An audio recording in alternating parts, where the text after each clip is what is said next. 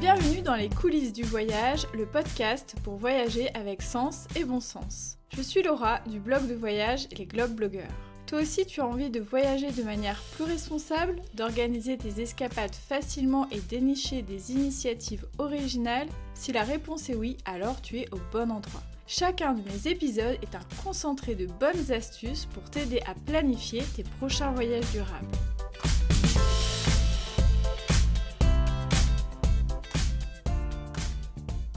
Hello, j'espère que vous allez bien, je suis ravie de vous retrouver pour un nouvel épisode des coulisses du voyage, un épisode qui sera printanier puisque vous avez sûrement dû constater que la nature se réveille un petit peu ces derniers jours, on voit les bourgeons poindre le bout de leur nez, on voit les pruniers en fleurs, c'est vraiment magnifique, j'ai même vu des magnolias qui commençaient à s'épanouir dans les jardins, les petits crocus, etc.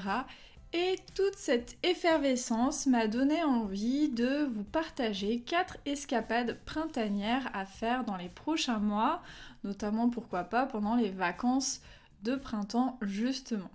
Mais avant de rentrer dans le vif du sujet, je voulais vous lire un gentil commentaire de Chris qu'elle m'a laissé sur Apple Podcast. Elle me dit « Des sujets et des invités toujours très pertinents autour du tourisme durable et slow ». Instructif et toujours un plaisir à écouter. Merci. Eh bien, Chris, c'est plutôt moi qui te remercie d'avoir pris le temps de me mettre 5 étoiles et un commentaire sur Apple Podcast.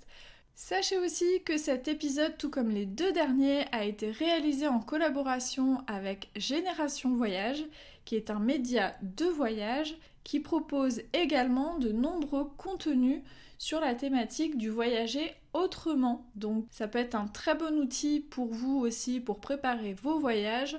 Allez, sans plus attendre, c'est parti pour ces 4 escapades printanières. Pour cette première escapade, je vous emmène à la campagne, direction Le Berry. Donc Le Berry, c'est le nom qui est donné à cette ancienne province historique qui se trouve aux alentours de Bourges, dans le sud du centre Val-de-Loire. Donc c'est un territoire rural qui est à cheval sur l'Indre et le Cher. J'ai eu envie de vous parler du Berry parce que je trouve que c'est un coin particulièrement joli à la campagne et il y a aussi du patrimoine à découvrir.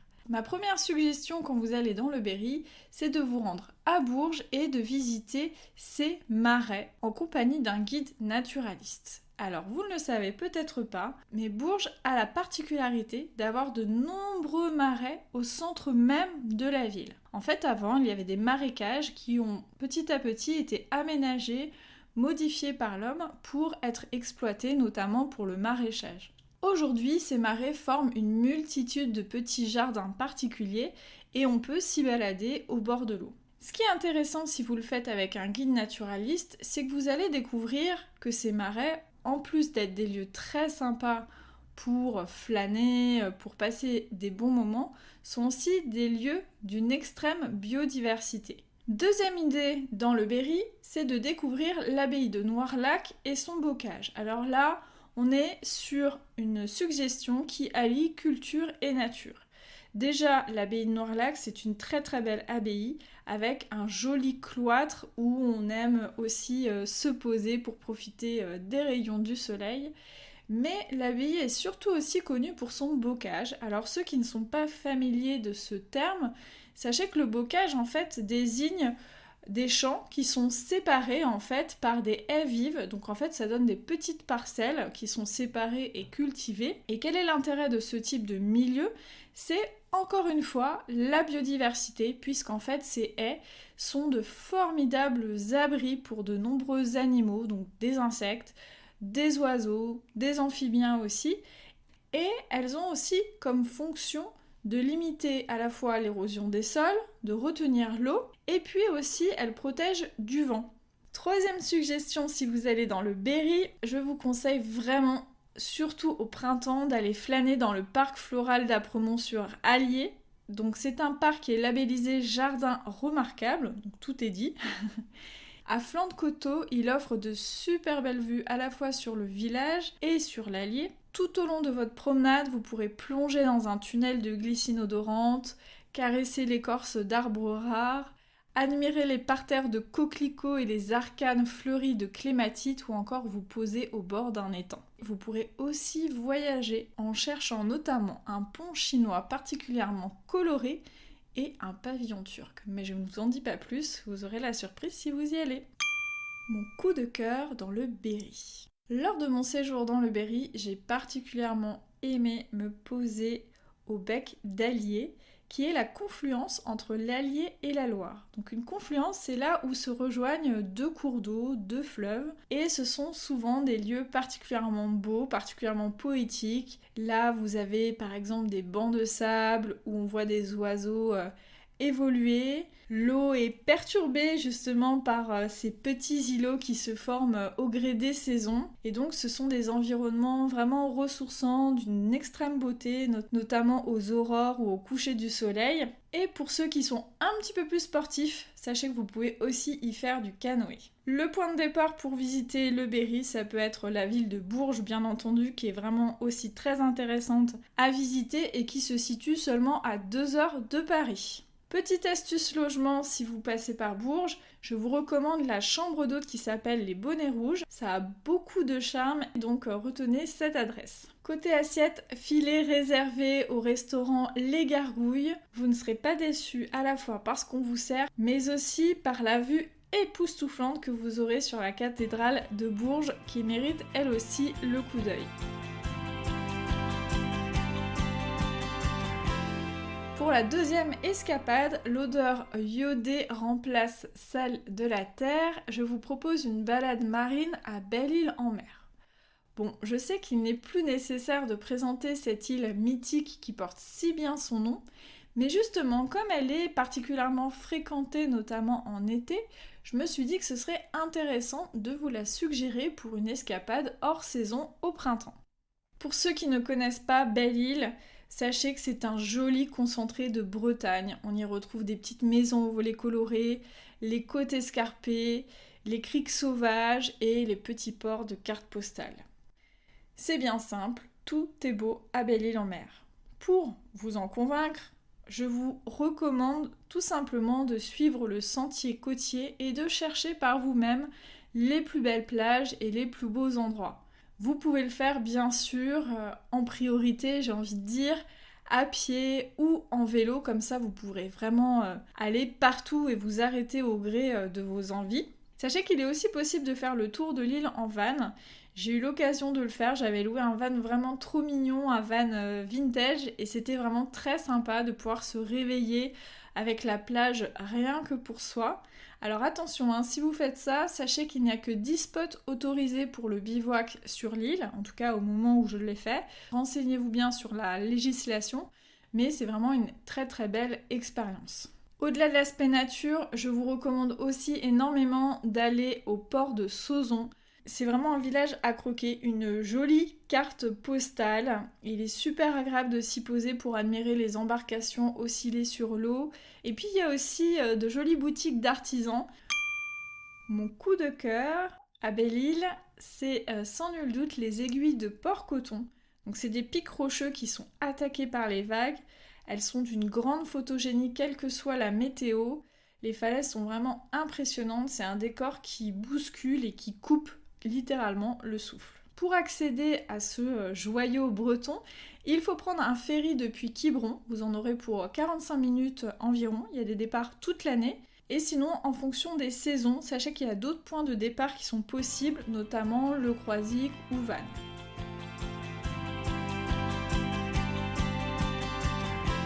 Pour cette troisième escapade, je vous emmène dans une ville, mais pas n'importe laquelle, à savoir Strasbourg. Au printemps, je trouve que les villes sont particulièrement jolies, notamment celles qui ont de nombreux parcs et jardins, ce qui est le cas de Strasbourg. Mais avant de les découvrir, je vous conseille de parcourir le quartier de Neustadt, j'espère que je le prononce bien, et son parcours d'art nouveau. C'est un style architectural que j'aime particulièrement et que je trouve assez printanier, puisqu'en fait, il s'inspire de la nature, des vrilles végétales, des courbes et des couleurs florales. À Strasbourg, le quartier de Neustadt permet d'admirer de très beaux édifices art nouveau, comme la maison égyptienne, le palais des fêtes ou la Villa Knopf. Pour ne rater aucun immeuble de ce style, il suffit de se procurer un livret en ligne sur le parcours Art Nouveau de la ville de Strasbourg et vous allez voir, c'est un quartier qui est particulièrement beau. Il y a aussi d'autres styles architecturaux et d'ailleurs il est tellement remarquable qu'il est classé au patrimoine mondial de l'UNESCO. Donc voilà, c'est pour vous dire un petit peu le level. Autre suggestion si vous passez à Strasbourg, c'est d'aller vous balader dans le parc naturel urbain. Alors qu'est-ce que cette appellation un petit peu curieuse et originale? C'est un quartier inspiré de la démarche des parcs naturels régionaux, c'est-à-dire comment on pouvait allier la place des habitants, le bâti, la culture et la nature. Donc c'est vraiment une démarche globale. C'est très intéressant d'aller dans ce quartier-là, déjà parce que c'est un quartier assez nature, et aussi parce qu'il y a beaucoup d'initiatives associatives. C'est vraiment très intéressant à aller explorer. Allez voir notamment la programmation qui est proposée à la Tour Merveilleuse de Schlössel. C'est un tiers-lieu très intéressant avec un café, avec des événements. Donc c'est une manière vraiment originale de visiter Strasbourg. Pour saisir un petit peu toute l'originalité de cette démarche, la ville de Strasbourg a mis en place un parcours que l'on peut faire notamment à vélo et qui passe par les différents lieux emblématiques de ce parc naturel urbain. La ville de Strasbourg, notamment le quartier de la Petite France, est déjà vraiment très très fleurie, mais pour profiter encore plus de cette exubérance végétale du printemps, je vous recommande d'aller au parc de l'Orangerie. C'est vraiment un très très beau jardin. Il y a de nombreux massifs, de nombreuses ambiances différentes et surtout, on peut aussi y observer les cigognes qui, à partir du printemps, reviennent nicher sur les toits des différents édifices. On peut vraiment les voir de très très près, donc pour les amoureux des oiseaux, c'est juste époustouflant et c'est aussi très agréable de les voir voler au-dessus du jardin, comme ça, c'est d'une poésie inouïe, donc vraiment rien que d'y penser, moi j'ai envie d'y retourner là tout de suite, donc n'hésitez pas à aller rendre visite aux cigognes du parc de l'Orangerie. Mon coup de cœur à Strasbourg, il s'adresse particulièrement aux familles. Le Vaisseau, c'est un lieu de vulgarisation scientifique, donc plutôt pour les enfants, mais bon, les parents pourront aussi être très très intéressés. Et franchement, sachez que si vous emmenez votre enfant là-bas, vous serez perçu comme le meilleur papa ou la meilleure maman du monde parce que vraiment c'est un lieu hyper ludique, on peut apprendre par exemple la construction, l'architecture, l'électricité, la biologie, tout ça de manière très très ludique. Il y a aussi des séances de cinéma spécifiques, il y a tout un tas d'animations. Pour vous dire, mon fils y allait cet été et il m'en parle régulièrement. Strasbourg est bien entendu une ville extrêmement bien desservie en train. Elle est à seulement 1h46 de Paris, 3h de Lille ou environ 5h des villes plus à l'ouest comme Rennes, Nantes et Bordeaux. On peut très bien visiter la ville sans voiture, notamment à vélo, c'est très sympa. Et il y a beaucoup d'adresses où manger local, de saison ou bio. Je peux vous recommander notamment le Botaniste, qui est une belle adresse qui met à l'honneur les produits frais de saison et locaux. C'est pas forcément très donné, mais vous avez une cuisine vraiment très créative. Pour manger sur le pouce, mais sainement, je vous recommande le Café Potager qui propose des salades, des quiches, des soupes et des bowls avec de nombreuses options végétariennes. C'est frais, fait maison et très très bon. Et pour dormir, je vous recommande l'hôtel Tandem qui est juste à côté de la gare et qui est un hôtel éco-responsable qui met en place vraiment de nombreuses actions pour limiter son impact. Donc ça passe par une démarche déjà zéro déchet, par un buffet au petit déjeuner qui est fait uniquement de pâtisserie maison avec des produits locaux, etc. Et l'établissement met aussi des vélos à votre disposition pour privilégier les transports doux. Et pour ne rien gâcher, c'est un hôtel avec un design et des ambiances vraiment très très jolies.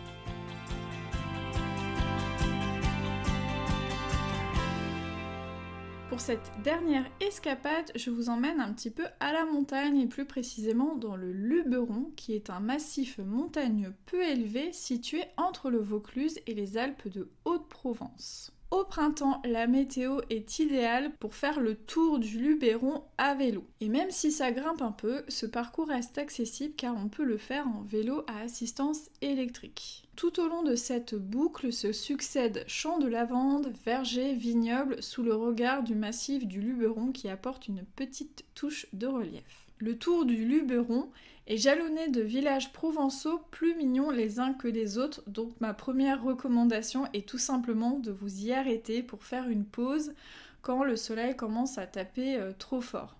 Donc parmi les villages que j'ai particulièrement aimés, il y a celui de Lourmarin, de Ménherbe, de Roussillon ou bien encore de Cucuron. Ce qui est vraiment très joli dans ces villages-là, c'est qu'ils sont perchés bien souvent et donc on les voit arriver quand on pédale et c'est vraiment un enchantement à chaque fois. Ils ont chacun aussi leur ambiance, leur patrimoine, donc n'hésitez pas à aller vous y balader.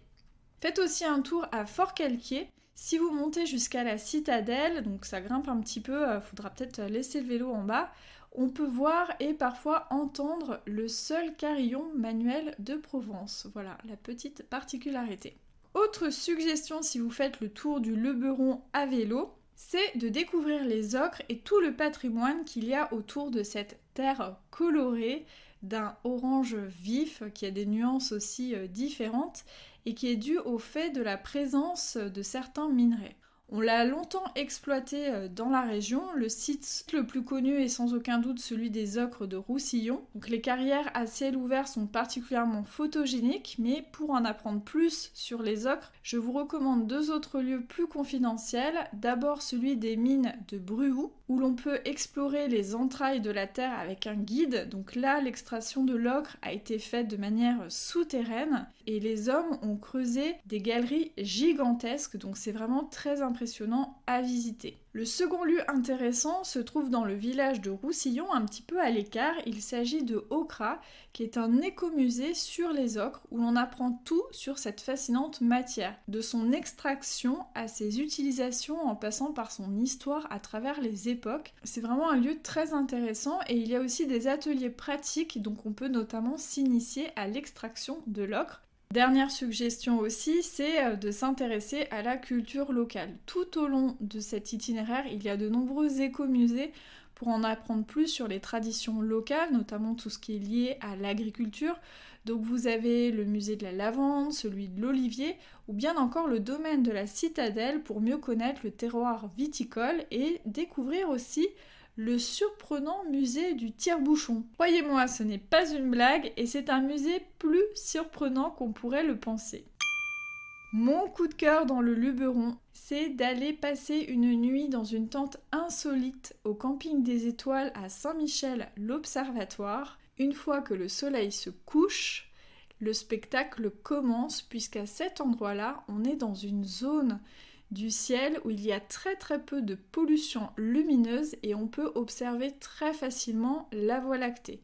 Et si vous voulez creuser un petit peu vos connaissances astronomiques, il y a justement l'observatoire qui propose de nombreuses animations.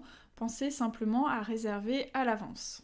Pour démarrer ce tour du Luberon, je vous recommande d'arriver en train à Cavaillon. De là, vous aurez de nombreuses possibilités pour louer des vélos. L'itinéraire est très bien balisé. En général, il faut compter un minimum de 5 jours pour faire le tour. Mais après, vous pouvez faire moins, plus, si vous enlevez par exemple certaines portions ou si vous le faites en vélo électrique. Donc ça, je vous laisserai voir ce qui est le plus pertinent pour vous. Et justement, pour vous aider à organiser ce séjour à vélo, vous aurez toutes les informations sur le site de Vélo Loisirs Provence, que ce soit les loueurs, les itinéraires, les hébergements accueil vélo, etc., etc.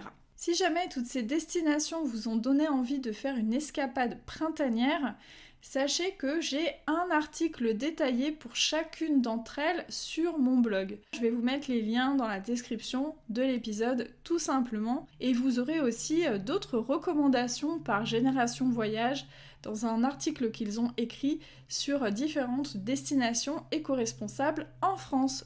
Donc je pense qu'avec tout ça, vous êtes parés pour faire de longs week-ends ou de petites escapades printanières. En tout cas, je vous le souhaite et je vous retrouve très vite pour un nouvel épisode des coulisses du voyage.